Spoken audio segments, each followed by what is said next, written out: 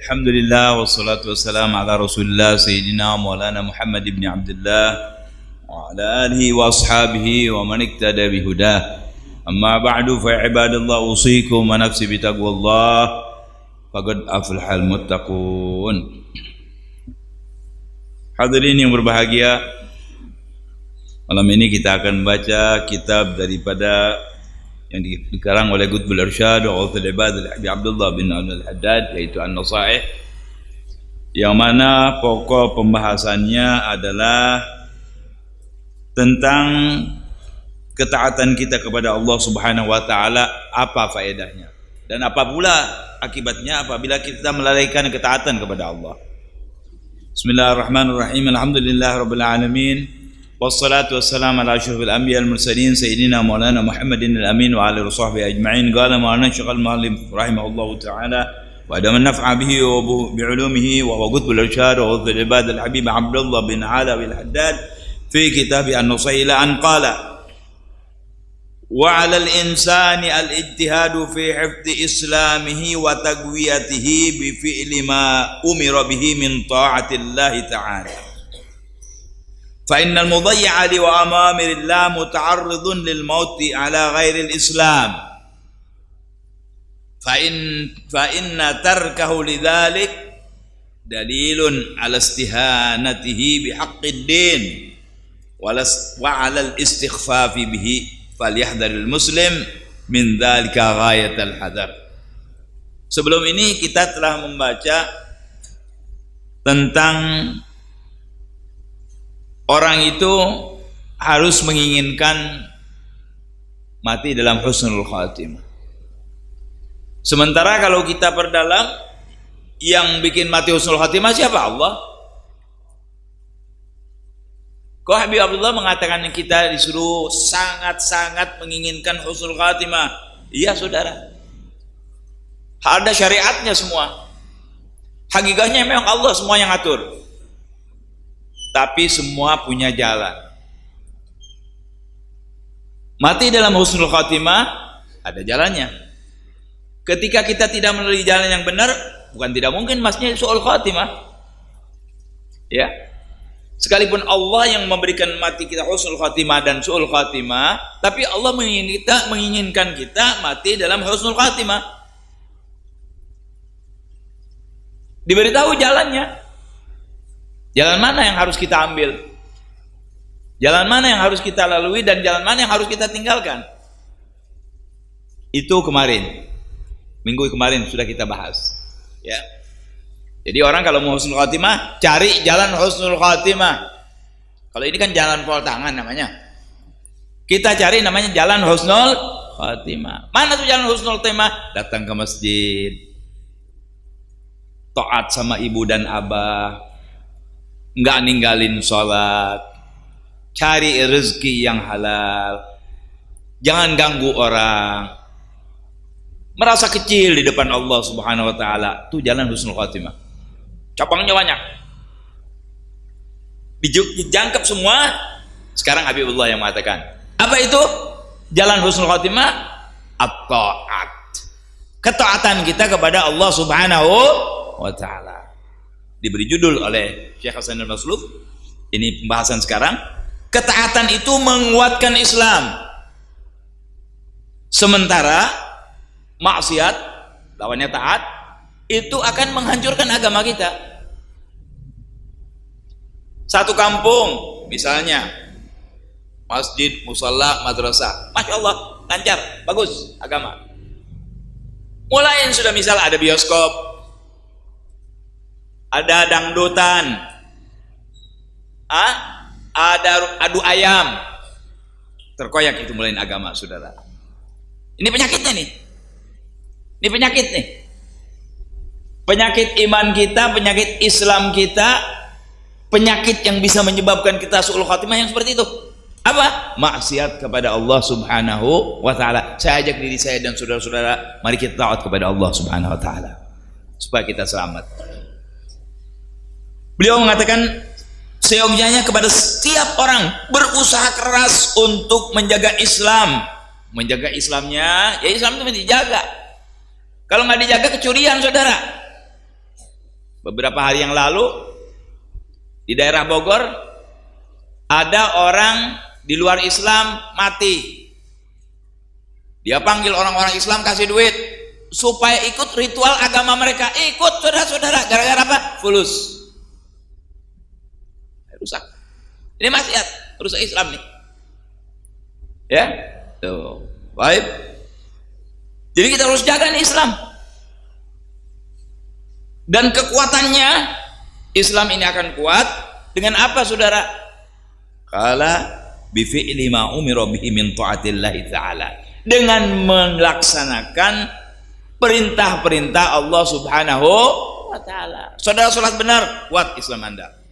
Saudara puasa benar, kuat Islam Anda. Sering ngaji, dekat dengan ulama,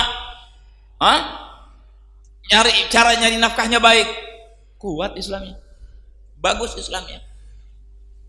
Gak usah saya nasihatin lagi, gak usah guru lagi. Itu perbuatan itu menguatkan Islam Anda.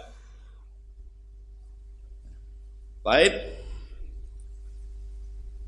Kemudian kalau ini kita hilangkan, salat sembarangan, zakat nggak mau, Zuhur salat, Isya enggak, Isya salat, subuh enggak, cari uangnya enggak peduli yang halal yang haram, urusan perempuan sembarangan, mudayyi' namanya ini,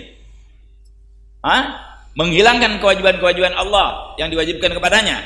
Apa akibatnya? Fa innal mudayyi'a li awamirillahi muta'arridun lil mauti ala ghairil Islam. Kalau ketaatan adalah obat yang baik untuk Anda sebab menjadi husnul khatimah, maksiat ini adalah penyakit yang berat yang kalau nggak diobati dengan taubat yang benar bisa kita su'ul khatimah. Jadi perbuatan-perbuatan melawan perintah Allah itu menyebabkan Anda seolah-olah Anda menentang Allah Subhanahu wa taala. Ini yang menyebabkan nanti matinya su'ul khatimah, mati dengan ghairil Islam. Jadi orang-orang yang meninggalkan amal-amal yang baik itu berarti dia meniti jalan nasallallahu alafiyah, kalau nggak tobat mati dalam su'ul khatimah, na'udzubillah min dzalik. Karena itu menunjukkan dia menganggap enteng agama. Allah suruh sholat, ya sembarangan sholat. Allah suruh bedakan antara laki dan perempuan, cara berpakaiannya, cara bergaulnya, cara ngomongnya, tetap dia biasa saja seperti orang-orang kafir. Ini kan menunjukkan kita menghinakan perintah Allah, menganggap sepele ajaran Nabi Muhammad SAW, menganggap mudah. Hati-hati itu. Coba kita lihat diri kita, hadirin. Kita lihat sekarang ini keadaan. Banyak orang mengatakan zaman sekarang banyak pemimpin-pemimpin yang zalim. Alhamdulillah ya, di Indonesia sih masya Allah pemimpinnya adil, baik, nggak zalim ya, masya Allah. Alhamdulillah di Indonesia kita bersyukur sama Allah. Pemimpin-pemimpin kita ini baik-baik, senang sama orang Islam, ulama dibela, majelis-majelis taklim disokong, ya. Tempat-tempat maksiat dihilangkan. Kita doakan nih pemimpin-pemimpin kita insya Allah ya. Terus begini, mudah-mudahan ya. Ini sebagian orang mengatakan ada di satu daerah itu pemimpinnya zalim, ya, pemimpinnya zalim, harga-harga jadi naik, orang susah, semua ada, bahan makanan susah. Di satu negeri itu ada orang yang mengatakan demikian. Mereka nyalakan coba, wah ini pemimpin kita zalim. Cuman begitu bisanya. Mereka cuma berkata pemimpin kita zalim nih, naik harga, ini susah, itu susah, semua mahal, semua sulit. Pemimpin kita zalim. Omongnya begitu. Kenapa tidak ada yang ngomong? Kenapa tidak ada yang bicara? Salat kita bagaimana? Udah dizalimi belum oleh kita sholat? Puasa kita bagaimana? Akhlak kita bagaimana? Pergaulan kita secara Islam apa bukan? Dosa kita banyak apa tidak? Tanya itu saudara. Jangan nyalahin orang dulu. Kenapa? perbuatan-perbuatan yang enggak baik ini, saudara, bisa menyulut datangnya pemimpin-pemimpin yang gila, pemimpin-pemimpin yang zalim, pemimpin-pemimpin yang buas. Kenapa? Karena kita melalaikan perintah Allah dan perintah Nabi kita Muhammad SAW. Coba dong kita lihat di rumah kita, berdiri sholat dengan benar, bentuk rumah tangga kita Islami apa Ameriki? Tanya. Jangan kita hanya bisa nyalain orang. Oke, itu ada terjadi, tapi mari kita lihat diri kita, saudara-saudara. Ini ada hubungannya. Ketika rakyat satu negara bermaksiat kepada Allah, timbulnya pemimpin-pemimpin yang zalim. Na'udzubillah min dzalik. Coba berbuat baik, taat kepada Allah, minta kepada Allah, doanya juga diijabah orang yang baik. Kalah itu kezaliman dengan ketaatan kepada Allah Subhanahu wa taala. Mari saudara, perkuat takwa kita, perkuat amal soleh kita, perkuat doa kita. Itu senjata yang paling hebat untuk mengalahkan orang-orang yang zalim. Nggak usah khawatir, Nabi sudah mengatakan, orang-orang yang sombong dengan kezalimannya karena dia punya pangkat, karena dia punya senjata, karena dia punya politik, karena dia punya siasat, karena dia punya duit, Nabi mengatakan, innallaha la yumlil zalim hatta idza akhadahu lam yuflithu. Orang zalim Allah ulur. Diulur oleh Allah. Tobat apa tidak? Diulur, naik. Satu saat dibanting langsung ke bawah. Lam yuflithu. Enggak dilepaskan sama sekali. Kezaliman tidak akan berlama, saudara-saudara.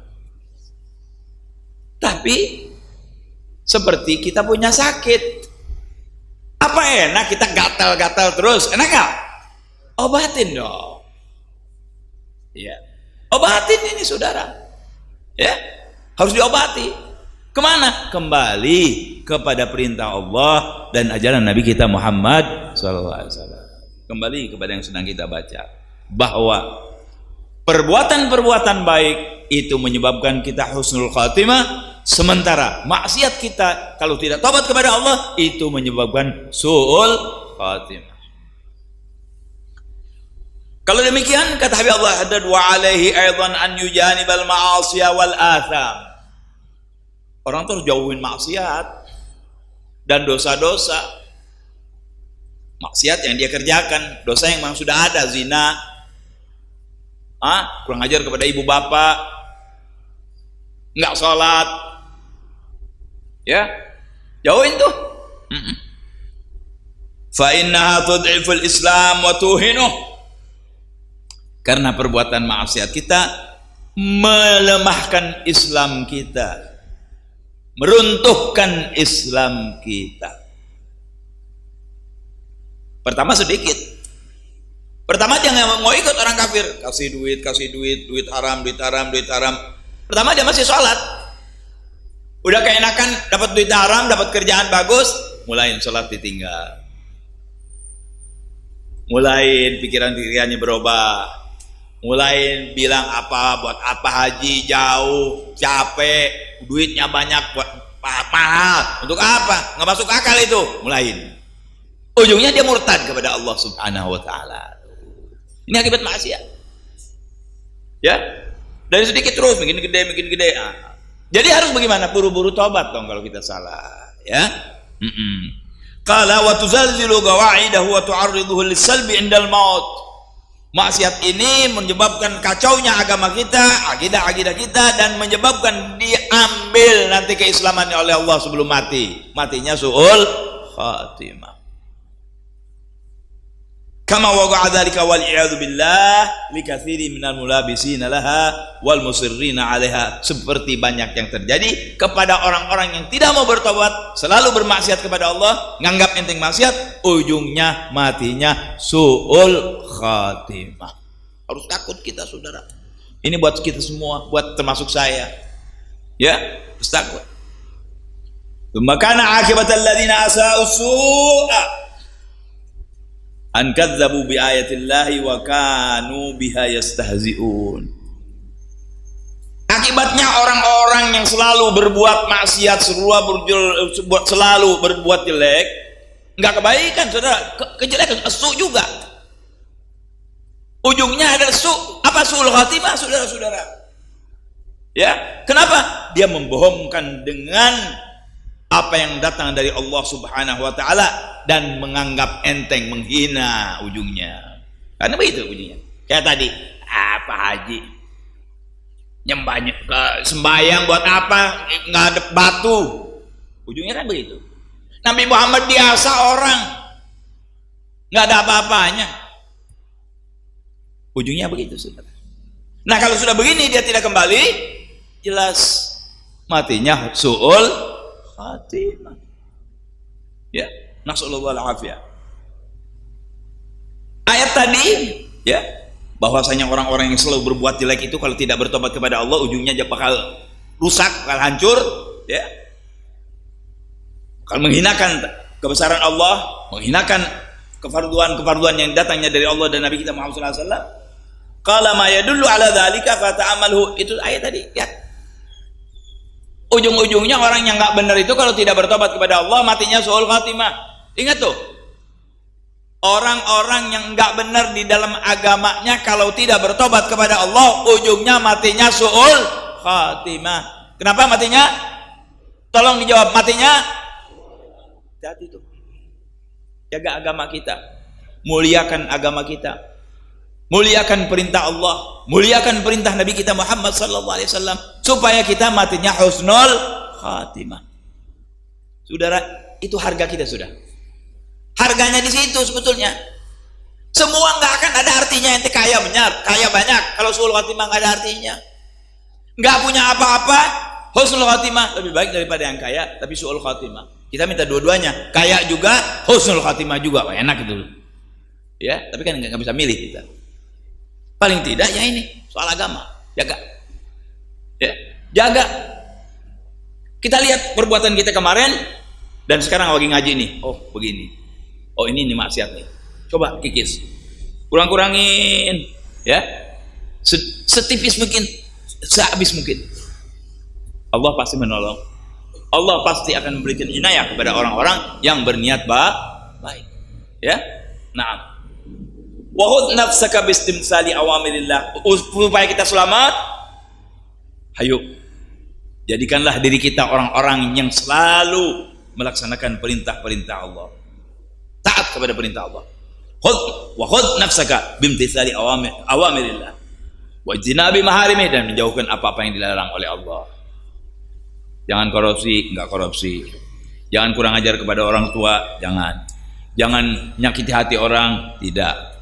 Dagang jujur, tidak menghina orang, tidak sombong, sholat benar. Jadi jauhkan yang dilarang. Yang dilarang-larang tuh jangan kita kerjakan, jauhkan. Namanya manusia, kata peribahasa, tidak ada gading yang tak retak. Hanya Kangjeng Nabi aja yang polos, nggak ada dosanya. Yang model kita jarang, pasti aja ada, ya. Apalagi di zaman sekarang, nggak di rumah, di luar, nggak ada orang, kadang-kadang sendiri kita bisa dosa. Sebab ada apa namanya, wasilahnya ada. Yang menyampaikan kita kepada dosa ada. Di rumah nggak ada perempuan, nggak ada anak, nggak ada istri, kosong semua di rumah. Bisa maksiat? Bisa. Pakai apa? HP. HP ini bisa jadi jalan maksiat. Di sana ada segala macam. Tinggal agama ente yang, agama nanti yang bisa, lembaran mana yang saya buka dan lembaran mana yang saya tutup. Dari mana itu? Pikiran keagamaannya. Ya? Ya, saat datang yang haram, tutup, lah haram, ada nggak lihat, nggak dilihat. Oh ini bagus, lihat. Yang menyebabkan Anda begitu apa? Adanya iman Islam di dalam diri kita. Tuh gangguan ya. Nggak orang lagi sekarang yang ganggu kita. Sekarang yang ganggu kita bukan orang, kalau dulu kan orang. Sekarang alat bisa ganggu kita. Jadi kita punya apa namanya tantangan, tambah banyak sekarang, tambah berat semua. Ya, kalau zaman Nabi dulu, Nabi mengatakan asyaddun nasi balaan al-anbiya, cumal amsal fal amsal. Yang paling banyak menerima bala, cobaan itu, godaan itu siapa? Para nabi. Dan yang sepertinya itu di zaman Nabi, saudara-saudara. Naam, Nabi jelas punya kekuatan sendiri dari Allah Subhanahu wa taala. Tapi ini harus menjadi pemikiran kita bahwa ini ujian ini nggak berhenti di sana aja. Emangnya ujian cuma zaman Nabi aja? Sekarang semua kita punya ujian. Semua nih, kalau saya tanya nih, semua punya ujian. Dan cara menghadapi ujiannya lain-lain. Yang paling bagus menghadapinya dengan apa? Dengan pemikiran agama. Kalau nggak dengan pemikiran agama, ujungnya bunuh orang, pergi ke mana? Ke tempat satu orang, dukun, tiup. Kenapa? Pemikirannya nggak agama. Panggil jagoan, suruh nyusahin orang, pemikirannya tidak agama. Tapi kalau pemikirannya agama, begitu saat kejadian, astagfirullah, mungkin saya ini banyak dosa ya Rob. Allah min astaghfiruka wa atubu ilaik. Allahumma anta rabbi la ilaha illa anta khalaqtani wa ana ala ahdika wa ala ahdika mastata'at. A'udzubika min syarri ma sana'at. Terus beristighfar kepada Allah. Ini salah saya. Oh, begitu. Gampang tuh jadi baiknya kalau begitu. Kenapa? Pemikirannya agama, dibawa ke agama. Kalau nggak dibawa ke agama ya seperti tadi, diantaranya seperti itu. Kita bisa bunuh orang, bisa nipu orang, bisa ganggu istri orang, bisa membawa kabur anak orang, harta orang, dan seterusnya. Kenapa? Pemikirannya tidak dengan agama. Jadi agama jangan di mulut aja, di kepala kita agama, di hati kita juga agama. Percuma kita berjilbab begini, tapi hati kita, perbuatan kita nggak dijilbab, salah. Yang penting di dalam sini kita jilbabkan tuh. Oh ini nggak benar nih. Oh ini nggak bagus. Kata siapa? Kata Allah dan Rasulnya. Bukan kata orang. Jadi kacamata kita kacamata apa? Kacamata Allah dan Rasulnya. Bagus itu kalau kata agama bagus pasti bagus, kata Nabi bagus pasti bagus. Bohong besar orang yang mengatakan apa yang dikatakan bagus oleh Nabi salah, bohong. Itu yang dia yang salah, bukan Nabi yang salah. Camkan di dalam hati kita. Semua yang datang dari Allah dan datang dari Rasul telan. Orang sekarang bilang tanpa reserve apa namanya? Ya, apa itu tanpa reserve? Anda nggak ngerti juga. Telan sudah, nggak usah pakai nanya, udah pasti benar dah tuh. Ya, biarin orang mau ngomong apa kek. Ya. Jadi hadirin, nah tidak ada gading yang tak retak. Punya salah kan kita. Kita yang mempunyai akidah ahlu sunnah wal jamaah, kalau kita melakukan salah, namanya manusia. Gimana harusnya? Kala kata Allah Haddad, wa in waqa'ta fi syai'in minha, kalau kita jatuh ke dalam maksiat, jarang yang selamat memang. Kemana? Fatub ilallahi ta'ala, buru-buru taubat kepada Allah. Buru-buru taubat kepada Allah. Taubat jangan diterusin. Ini hari kita ninggalin sholat subuh, besok jangan subuh sama bohor, jangan. Nangis minta ampun kepada Allah. Enggak, saya enggak bakal ninggalin lagi. Ya Rob, saya minta ampun. Begitu. Buru-buru. Begitu salah, cepat taubat kepada Allah. Jangan dibiarin. Sebab dia itu apa namanya kalau penyakit ini orang sakit apa namanya? Nular tuh, nular. Jadi panjang nanti. Pertama nyuri 50, besok 100 kalau nggak dicobat. Nanti terus, ujungnya mana? Penjara. Gitu. Manusia tuh begitu, ngulur. Maaf, saya mungkin ambil contoh kurang pas ya, tapi masuk akal kita. Orang yang bermaksiat itu seperti maaf, orang yang masuk ke kamar mandi. Ya, kemudian buang air, buang air besar, kan wangi itu. Pertama wangi kan, wangi. Udah lama wangi nggak? Nggak berasa udah. Kita waktu pertama buang kotoran bau, lama kelamaan biasa nggak bau lagi. Tuh maksiat begitu, bau tuh maksiat. Tapi kalau ente nggak buru-buru ini selesaikan, seperti tadi hilang tuh bau, biasa. Itu maksiat. Makanya buru-buru kata Allah, hadar kalau ente maksiat buru-buru taubat. At-taibu minadz-dzambi kama la dzambalah. Orang yang bertobat kepada Allah dengan benar seperti yang nggak punya dosa, diampuni oleh Allah. Dosa kayak apa juga. Ya, yang penting dosa kita dengan Allah. Kalau dosa dengan orang ya kita minta maaf, ambil haknya kembaliin. Ya, gitu. Baik. Jadi kalau kita jatuh ke dalam kemaksiatan, buru-buru tobat kepada Allah. Wahdar kullal hadar minal israr alaih. Hati-hati, jangan diulur-ulur tuh tobat. Nanti aja tobat. Nanti aja tobat. Muda kaya raya, muda foya-foya, tua kaya raya, mati masuk surga. Emang punya ente surga? Muda foya-foya, tua kaya raya, mati masuk surga. Ya salam, enak bener. Masuk neraka kalau ente nggak tobat kepada Allah Subhanahu wa taala. Tuh dari muda, tua sampai mati, tambah taat kita kepada Allah, tambahin terus. Jadi kalau misalnya nilai muda kita 25, tua 50, mau meninggal udah harus 75 atau 100, begitu mestinya. Ya, jadi enak meninggalnya juga. Ada yang meninggal lagi sholat, meninggal lagi azan, meninggal lagi ngaji. Begitu, masya Allah, meninggal lagi sujud, Allahu Akbar. Itu kan semua ada sabab. Nggak mungkin lah orang yang hidupnya sehari-hari di pasar terus, matinya sujud jarang. Ya, mungkin masnya lagi dagang, iya. Tapi kalau datangnya ke masjid, ke musala, kiai, ke ulama, ngaji, mungkin saja dia lagi ngaji meninggal, lagi sholat meninggal. Kenapa? Kebiasaannya di situ. Ya, kebiasaan-kebiasaan baik ini kita pupuk.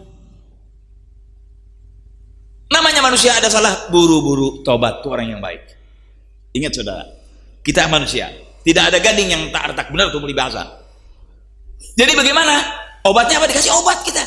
Kalau anda salah, buru-buru obat. Ampun ya Rabb, ampun, astagfirullahaladzim. Itu. Sekalipun maaf, terulang barangkali, buru-buru tobat lagi. Karena Allah Maha menerima taubat kita. Jangan sampai kita mati belum taubat. Itu maksudnya. Ya. Nabi yang suci, yang bersih, yang punya dosa 100 kali kan astagfirullah. Kita yang tiap hari dosa 10 susah. Astagfirullah 10 susah. Dosa tiap hari. Salah tiap hari. Suruh istighfar 10 susah, saudara-saudara. Malu dong. Malu sama baju yang kita pakai, saudara. Nabi yang suci, yang benar, yang gak punya dosa, yang pasti ahli surga, kalau duduk 100 kali istighfar. Kita enggak, begitu saat duduk bukan 100 kali istighfar, 100 kali lihat WA. Ya kan? Benar nggak? Banyakan mana lihat WA sama istighfar? Jangan dijawab. Saya nggak bilang nggak boleh pegang WA, boleh. Saya nggak bilang Anda tidak boleh punya handphone, boleh.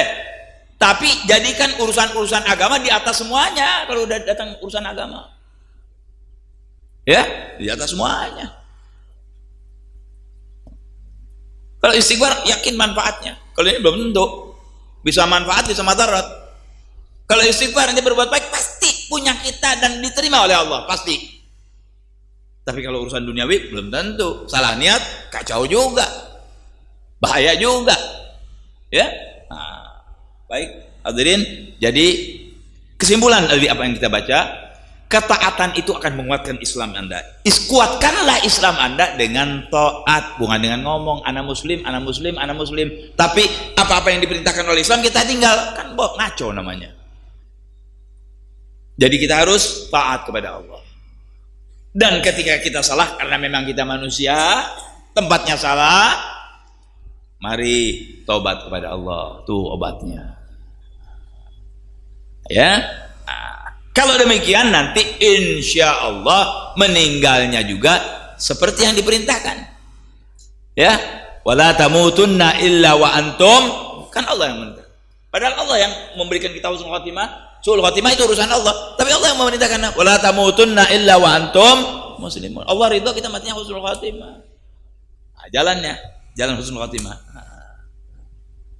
Sekarang beliau akan menerangkan kepada kita supaya kita dapat husnul khatimah. Mau nggak? Mau dong. Ya, kita mau semua husnul khatimah. Ya. Qala su'alu husnul khatimah wal khaufu min su'iha. Kita harus selalu minta untuk mati husnul khatimah dan takut mati su'ul khatimah. Harus begitu tuh. Harus ada di dalam diri kita. Harus ada. Setiap orang mukmin muslim harus punya dua ini. Satu, minta sama Allah untuk husnul khatimah. Kedua, takut su'ul khatimah. Artinya ente berbuat baik, yang menerima kan Allah. Udah pasti diterima kan belum tahu. Jadi kita selalu minta, ya Rob, saya minta husnul khatimah. Saya nggak tahu nih amalan saya diterima apa tidak. Kan Allah yang terima. Allah juga berhak menolak. Gampang saja. Itu kita hambanya kok. Kita ini, ya, kata sebagian orang, kal galam biadil muharrik. Ini pulpen. Ini pulpen. Pulpen ini bisa nulis sendiri, apa ditulis, apa kita yang gerakan? Hah? Digerakkan. Kita ini kayak apa? Kayak pulpen nih. Nggak ada apa-apanya. Semua dari Allah. Hah? Kurang lebih begitu. Tapi kita punya senjata apa? Doa. Senjata kita doa. Kalau pulpen nggak bisa doa. Ya. Kalau Allah memutuskan A, Allah memutuskan B. Siapa yang bisa merubah? Allah sendiri. Dengan apa kita bisa merubah? La yaruddul qada illa doa. Kita harus berdoa kepada Allah Subhanahu wa taala. Berdoa. Nah, doa itu bisa diterima, makanannya bagus, perbuatannya bagus. Ya dong? Ya Allah, ampuni saya nih. Saya sering mabok-mabok tapi sambil minuman keras. Diampuni nggak sama Allah? Nggak pas. Hah? Dia minta dijauhkan dari satu hal sementara dia di situ terus, nggak bisa.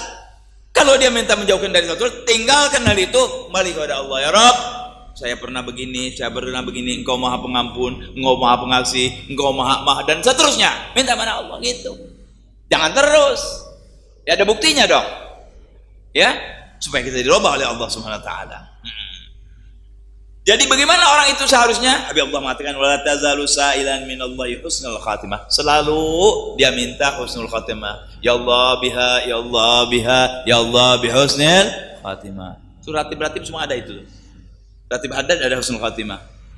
Ratib al-Attas ada husnul khatimah, minta husnul khatimah. Kenapa? Ini memang ini di sini titiknya kita. Untung dan ruginya di husnul khatimah dan su'ul khatimah. Harga kita di situ.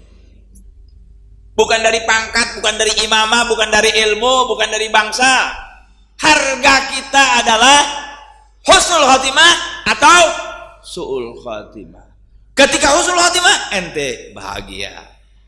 Dah, aman sudah tuh. Kalau sudah husnul khatimah. Kan sekarang kita nggak paham.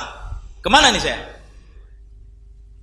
Husnul khatimah ada jalannya, su'ul khatimah ada jalannya. Allah ngasih semacam kita apa ada ikhtiar. Apa untuk ikhtiar kita? Ada mata, kuping, mulut, akal. Punya Allah semua. Suruh gunakan tuh. Kita nanti cari jalan husnul khatimah. Jalan di pol tangan, jalan pol tangan nih. Oh, pengajian nih. Buat apa tuh pengajian? Supaya ngerti agama. Buat apa ente ngerti agama? Allah mengatakan agama yang benar agama Islam. Dan indallah oh gitu. Kalau saya Islam bagaimana? Insya Allah saya selamat. Selamat di mana? Selamat di dunia, selamat di akhirat. Masuk pakai akal kita. Kita lihat nih orang lagi mabok. Ngapain nih orang? Mabok. Bagus nggak? Jelek. Diharamkan oleh agama? Diharamkan. Dari mata nih, ya kan? Enggak. Tinggal minum air biasa aja. Yang normal-normal aja. Yang enak apaan? Saya pengen air yang lain rasanya. Air kelapa. Allah banyak ngasih. Sari-sari buah dan sebanyaknya. Jadi jalannya ada. Sabab-sababnya ada. Dan Allah kasih kita sedikit pemikiran. Ikhtiar. Gunakan mata kita, kuping kita, mulut kita, otak kita untuk mencari husnul khatimah. Supaya Anda berharga nanti kalau meninggal. Dalam keadaan husnul khatimah. Kalau husnul khatimah di mana aja, mau di sini, di Amerika, di laut, di lapangan, di mana saja. Kalau husnul khatimah enak, saudara. Walaupun kelihatannya orang, waduh, hancur dan segala macam meninggalnya, tapi husnul khatimah, kelihatannya orang kita begitu, rohnya di sisi Allah tenang, bahagia, saudara sekalian. Di sisi Allah tenang dan bahagia. Cuman susah. Kayak apa sih bahagianya? Anda harus bilang ente mati dulu. Anda sulit. Ya sulit kan ngomong, mati dulu ente, baru kita tahu. Kan nggak mungkin begitu, ya. Baik, jadi kita selalu minta sama Allah husnul khatimah. Harus ada nih tiap hari, makanya baca ratib tuh. Jadi kita minta husnul khatimah. Seandainya nggak diminta gimana, Bib? Pekerjaan ente, sholat 5 waktu benar, minta husnul khatimah. Puasa benar, minta husnul khatimah. Tanggung jawab kepada anak istri kita, minta husnul khatimah. Hadir ngaji di pengajian mana saja yang bagus, yang benar, ya, itu minta husnul khatimah. Lebih-lebih lagi kita ngomong, ya Rabb, ya, berikanlah saya husnul khatimah, ya Allah biha, ya Allah biha, ya Allah bi husnul khatimah, atau ini as'aluka husnul khatimah, dan seterusnya. Itu bisa bikin sendiri itu, ya. Doa-doanya bisa kita minta sendiri, bahasa Anda sendiri. Orang kalau berdoa dengan bahasanya sendiri, ya, dengan perasaan sendiri, khusyuk, Pak. Khusyuk.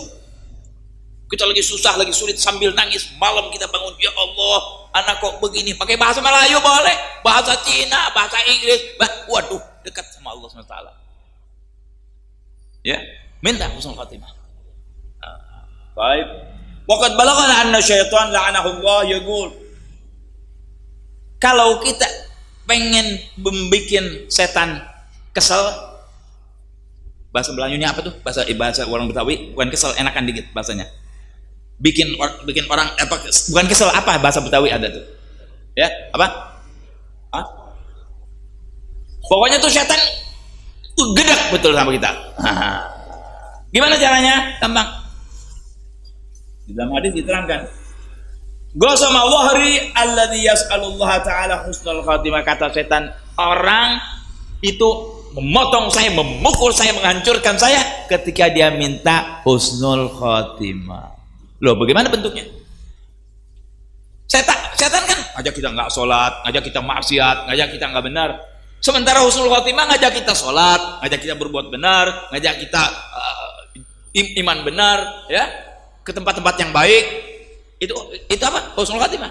Jadi setan paling takut kalau orang minta husnul khatimah. Setan ingin kita bareng di neraka.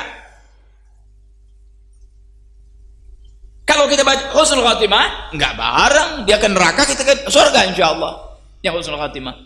Makanya dia katakan menghancurkan saya, mencekik saya orang-orang yang minta husnul khatimah. Cekik tuh setan. Dengan apa? Banyak minta husnul khatimah.